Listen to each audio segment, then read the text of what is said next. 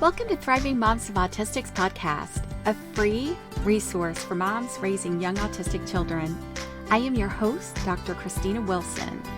I created Thriving Moms of Autistics after years of experience working with families and having my own autistic child.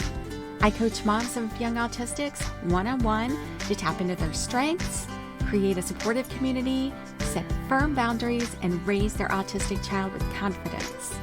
Subscribe to the podcast and check out the earlier episodes so you don't miss a thing. Now, let's get to it. Hi, Mom. Who are you supported by in your... Are you alone when it comes to support? Or do you have a small number of people who surround you and some that don't get autism? You might have a mix of people who get autism and then some who don't, regardless of where you are in your journey.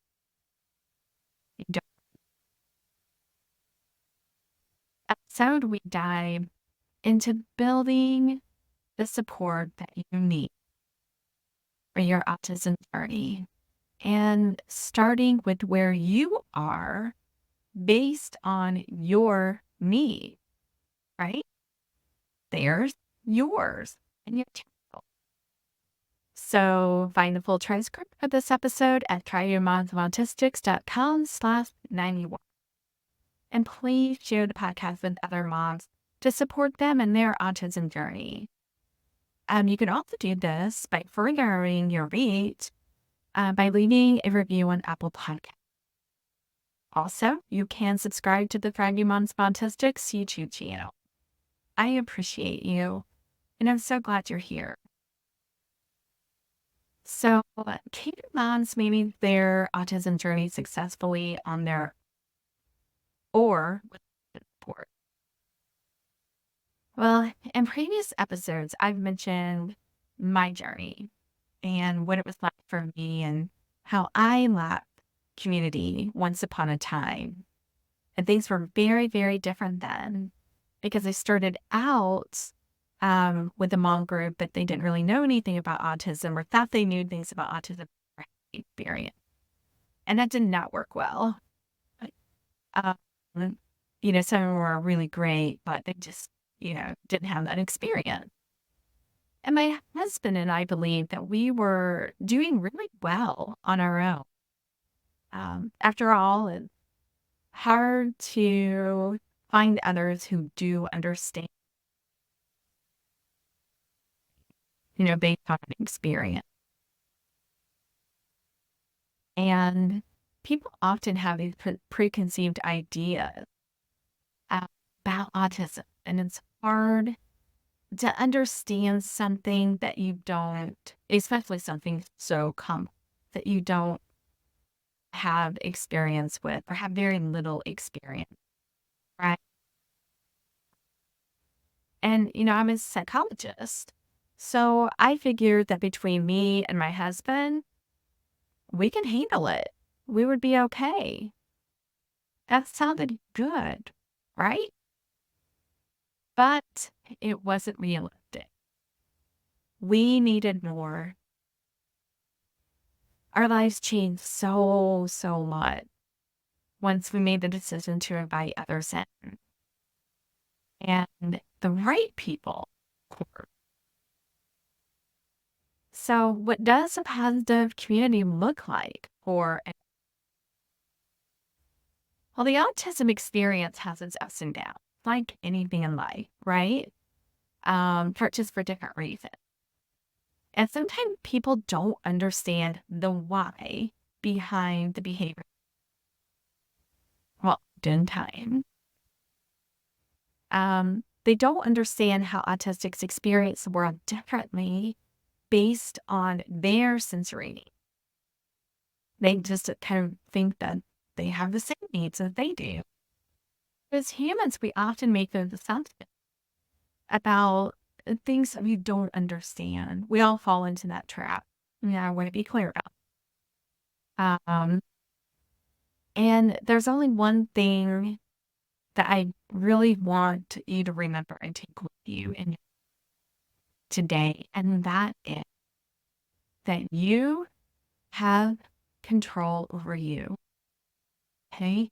Your thoughts and your action, others are responsible for those. Okay. And they have to make a decision or not, or to even try to get it. Okay. But we can't make people do that. But throw the switch, nod, or some kind of wand. But unfortunately, a supportive community might look like connecting with other moms or connecting with support groups, professionals, and so much more. It's not just one or the other, it's just a variety of people. And so when you meet someone who gets the autism experience, it is a huge relief. There is this beautiful, beautiful shift that occurs. And if you haven't felt that shift, that's why I do what I'm doing right now. I want you to feel that. You deserve to.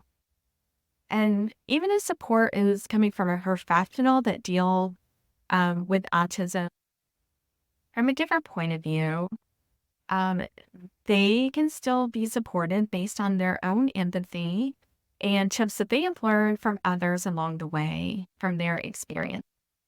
And it's those people that genuinely want to help. Okay, that's the difference. And I'll tell you a little story because I've been in the field for 30 years, and obviously my son is young. And I didn't have children for a very long time, but I was tasked and trained to do parent support groups and teach parenting skills that were, based on research. And I would get the hardest time from people. They'd be like, well, do you think you can help me? Because you don't even have kids. And I loved it. I'm like, I know it. I said, but I was a child once and I had parents that sometimes taught me what not to do and what to do well. So I do have some kind of experience. And even more so, I had experience from you. And I learned so much from you. And you're all different. And I'm blessed to and I'll tell you, by the end of the, the whole thing, they would say, can I do this again? I loved it. It was great. I learned so much. And it was a huge blessing. Now, you may not have a professional that feels the same way, that is really open to learning from you just as much as you are from them and really, truly wants to help and be a support to you. That does happen, unfortunately. But it's about finding the right person. I just wanted to share that with you. So whenever I talk those shifts that occur, I'm referring to hope. Okay. That is the best example that I can come up with. And when I feel that shift and being supported, I feel hope and I feel empowered and more confident. That is where it truly is. And you deserve to have that too because the road that you travel, it's hard. It's really hard at times. And you have increased stress and anxiety and demands. Now, it impacts your mental health and your well-being. So that is another reason why it's so important to find a positive support system.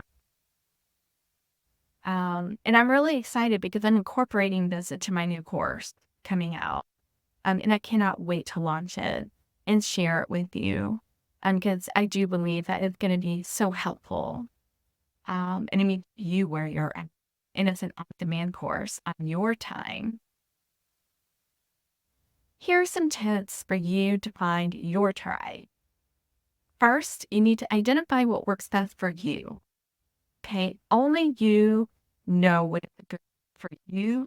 Or the second is to be mindful of online community. They're wide open in terms of what might or might not be a good for you.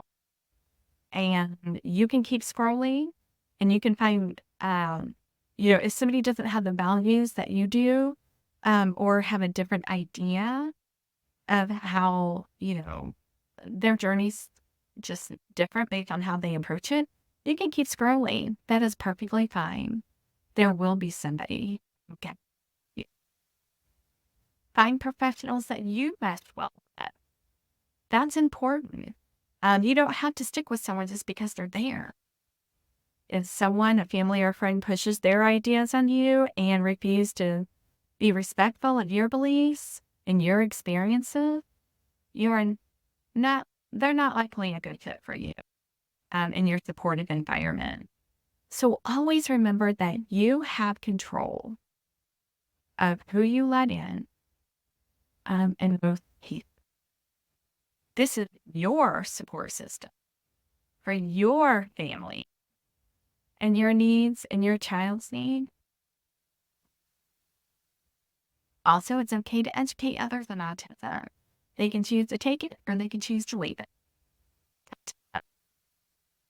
So, most often, I think people really do genuinely want to learn. I really do think that. But not all the time. So, don't underestimate the power of involving close. I hope that helped. I really do. And I look forward to our time together again.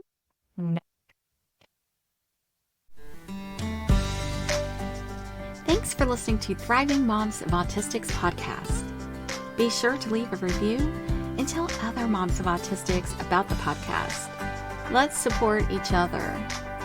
Find the full transcript for this episode at thrivingmomsofautistics.com. And be assured, you are not alone in your journey.